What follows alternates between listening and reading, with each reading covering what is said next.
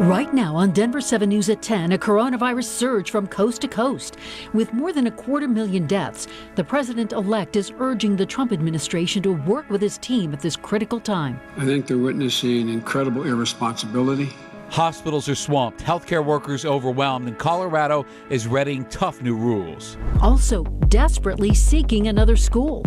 And there's no compromise whatsoever. It's come to school or get out. While many move to remote classes, one school is bucking the trend. Now parents are raising red flags about its mask rules, too. Plus a lifetime of memories gone in minutes. We lost everything. Their home, their car, their clothes burned in a house fire. With the holidays approaching, this family of 6 needs your help to get back on track. They need a home. We need a home. Tonight, a reality check. Conditions inside our nation's hospitals are deteriorating. Healthcare workers say they are exhausted and depressed. Some hospitals are even converting cafeterias, parking areas, hallways, even chapels into care areas. Good evening and welcome to Denver7 News. I'm Ann Trujillo. And I'm Shannon Ogden. Thanks for joining us tonight. Another dose of reality for you. The numbers. The death toll in America has surpassed 250,000 people, and the CDC estimates that number could rise to nearly 300,000 in just 3 weeks. Our country has also reported at least 100,000 new cases every day for the past 2 weeks. And here at home, we're hours away from more than a dozen Colorado counties entering that restrictive red zone. Now, today, President-elect Joe Biden met virtually with 8 governors, 4 Republicans, 4 Democrats, among them Governor Polis, sharing ideas about economic relief, vaccine distribution, even the potential for a national mask mandate. Now, Biden has little authority right now, but said there would be no national shutdown. And just hours after his meeting with the president-elect, I spoke with the governor one-on-one and asked what Colorado needs right now from the federal government. I'd say the biggest piece is the health response. The funding literally expires prior to the end of December. We, like every state in the nation, we don't want to, cut back on testing, cut back on contact tracing, not be able to fund the medical surge at the time of greatest need. So we need this Congress, this current president, to really step up, get at least part of that done. He says the transition in Washington needs to happen soon to address people's needs. And that's why the governor has called for a special session of the state legislature to start Monday, November 30th. We can't do what the federal government can do, right? We don't have the resources to do that. But what can we do? We can absolutely help restaurants, small businesses, bars get through this. We can help make sure that nobody's heating or electricity is turned off in winter. We can help renters pay their rent. We have ability to do that. In fact, we have a moral responsibility to do that. Also today, for the first time in more than 6 months, the coronavirus White House task force provided an update.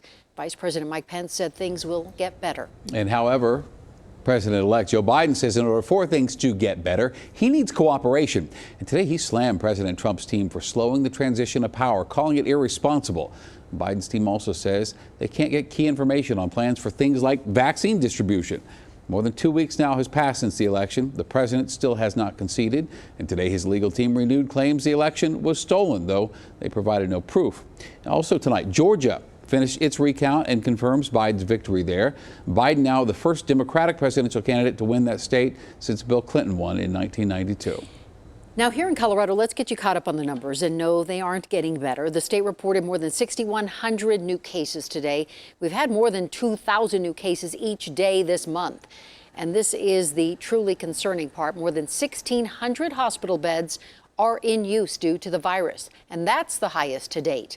14% of our hospitals expect ICU bed shortages within a week. And to try to reduce those numbers, Colorado is tightening the rules. In just a matter of hours, the counties you see in red here will start following new, tougher sets of rules. Red means severe risk. That's the second highest level of restrictions on the COVID dial.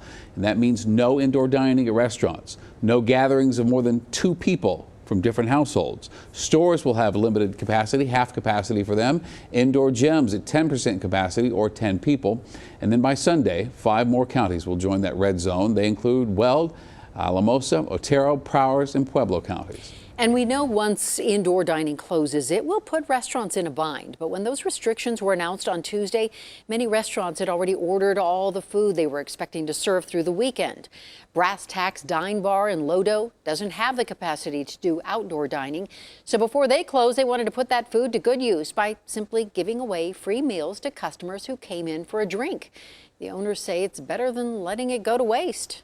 Why not offer up some significant value to our loyal customers who've been keeping us alive for the last year and a half and bring some joy to this kind of troubling, challenging time. Summit County is also helping restaurants who've already placed large food orders. Even though the county is moving to level red tomorrow, indoor dining won't end there until 5 p.m. on Sunday. And we know so many school districts have already transitioned or re-transitioned to remote learning, but tonight we're hearing from parents of a local charter school shocked that in-person is the only option being offered. As Denver7's Gary Brode reports, those parents are also raising red flags about the school's stance on masks. Parents of students at Lehman Academy of Excellence in Parker are frantically trying to find a new school. And we were notified that you come back in January 5 days a week in person, or you'll have to find an alternative school. They just kind of said, here's a letter and see you later. Both these parents asked to have their identity hidden to protect their children. Both are also upset when the private school sent out a letter November 13th telling parents remote learning will no longer be an option in the third quarter. All the neighborhood schools statewide or in the metro area are going remote. This school is choosing to do the complete opposite. This parent has a high-risk family member. Having her child learn from home was their only option. And there's no compromise whatsoever. It's come to school or get out. In a letter to parents, Lehman Academy says remote learning is no longer viable, citing the small number of children going remote and the strain it puts on teachers as the reasons for eliminating the at-home learning option. That letter was sent out days before Governor Polis on Tuesday encouraged younger grades to report back to in-person learning. We want to make sure we emphasize the need for K-5 especially to return to in-person instruction.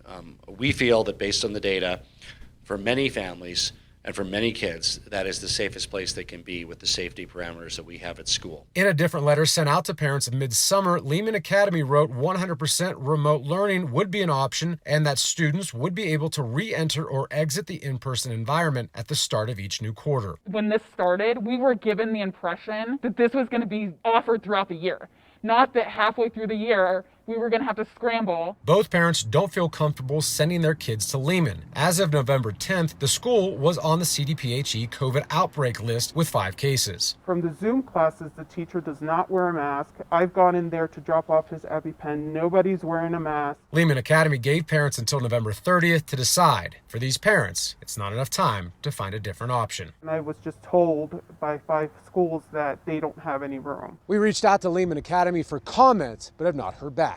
Reporting here in Parker, Gary Brode, Denver7. Between the back and forth, remote learning to in-person, back to remote, teachers in Colorado are frustrated, and they're now calling for a clearer system on how to decide when schools should stay open or send kids home. Now, we've seen the state's COVID dial.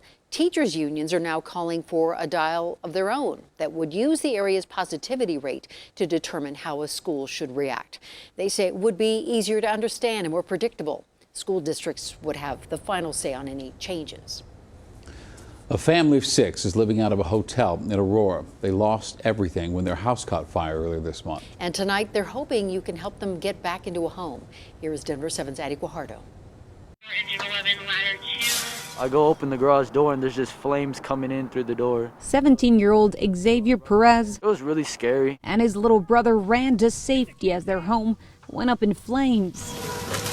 My son had called screaming that the house was on fire. Amanda and her wife ran home from a nearby park. Just shocked and devastated to know that everything we owned was gone in a matter of minutes, including our only vehicle. Their Aurora rental home is unlivable. We lost stability. The fire happened on November 1st. Nearly 20 days later, the charred wood, boarded up windows, and burned toys are a reminder of the loss and the struggle the family of 6 is facing. It's very hard to take in, to be a mom to 4 kids and needing to provide for them and just not being able to give them a home, a safe place, has been the hardest thing for me. The cause of the fire is under investigation. Red Cross initially helped the family into a hotel, a cost the family is now covering on top of the expense of a rental car. The family says renter's insurance isn't covering much. The renter's insurance we had got was the lowest renter's insurance you could possibly get. Xavier says he's struggling to focus on school. It's more of survival for my family. His little brother has autism. You want Happy Meal? Do you want a Happy Meal? His therapy has been on hold since the fire. I'm hoping for people to help us get a home for our kids, just to get back on our feet. Help as the holidays approach. They just want some normalcy back. Addie Guajardo, Denver 7. And the family believes the garage door motor started the fire. Aurora Fire still investigating. If you would like to help, we have posted a link to their GoFundMe, and you can find it on thedenverchannel.com. Right now, evacuated families are making their way back home after a fire near southwest Colorado Springs. Crews say the Bear Creek fire burned 23 acres. Right now, it is 50% contained. No homes damaged, nobody was hurt. Investigators will return tomorrow to look for the cause. An addiction epidemic on top of a global pandemic. All those use disorders are symptoms of more anxiety in the society, more depression. With a perfect storm brewing, Front Range medical staff are hitting the road to help rural Coloradans. Bracing for a chain reaction in Aurora with a California burger joint opening tomorrow. Police are already warning it might not be so easy to get in and out in a hurry. Chilly changes on the way. This cold front is going to bring rain and snow.